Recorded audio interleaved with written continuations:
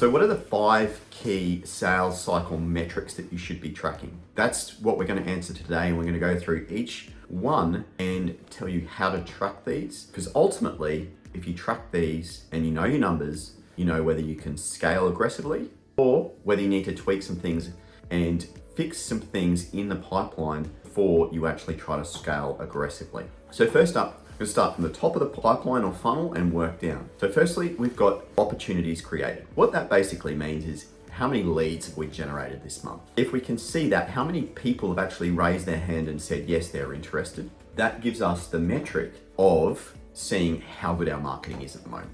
From there, and this is a very similar metric, you've got meetings booked versus meetings showed. So let's just call it meetings booked. From there, we can see how effective are we at actually following up the leads that are in our pipeline. If only a small percentage of those actually book and show up, we know we need to do more at the top end of the pipeline to actually get those booked in and showing up. Because ultimately, leads are great, but if they're not showing up to a sales call, starting a conversation with someone and moving down that pipeline, it's going nowhere. From there, we look at conversion percentage. Now, conversion percentage is pretty simple. How many meetings have we actually held this month? Divided by the number of sales. That gives us sales, your conversion percentage. This is an important one. This essentially dictates how, once you know this percentage, then you can work out how aggressively you can go at the top end of the pipeline. Because if you know you're converting 20, 30, 40, 50% of leads that are actually meeting with you, you know you're sitting really well. If it's low, like 2%, 5%, you know it's going to be a real struggle. So you need to fix something in that sales call or follow-up process to better convert the leads you have in that pipeline at the moment. From there, we look at pipeline value. What is pipeline value? Pipeline value is people that are sitting in that pipeline currently. You've sent out proposals and then they're worth X amount, but they haven't converted yet. So this might be, okay, you've got 5, should have bigger figures than that. Say you've got 20 people there that have had sales calls, they're thinking about it at the moment, and there's an opportunity value in that pipeline at the moment.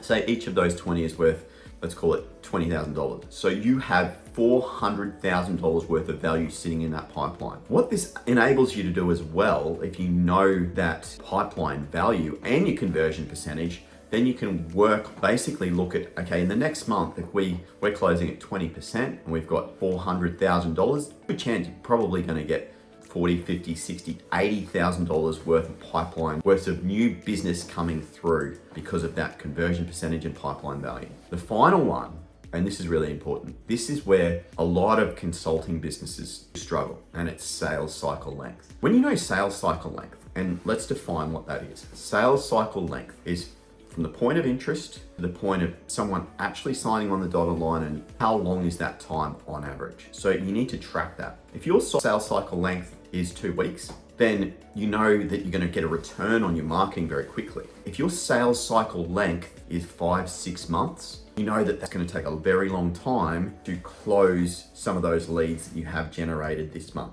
Why is that important? Well, where consulting businesses often do struggle is knowing how many leads they actually need each month to then hit their income goals. Because what happens with a lot of consulting businesses, they're on 5 or 6 month sales cycles, is that they'll start lead generation for 2 or 3 months, got no sales, they blame the leads, and then all of a sudden, 3, 4, 5 months time, if they're still following up those prospects, they start to close. But in that window of doing no activity, then you've got this flow-on effect of sales not being closed after that activity that happened 3, 4, 5 months ago.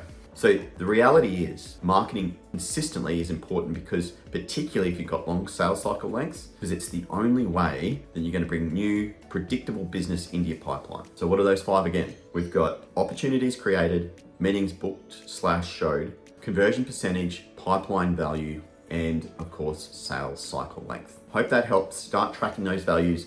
That's what's going to give you predictability in your marketing and sales cycle.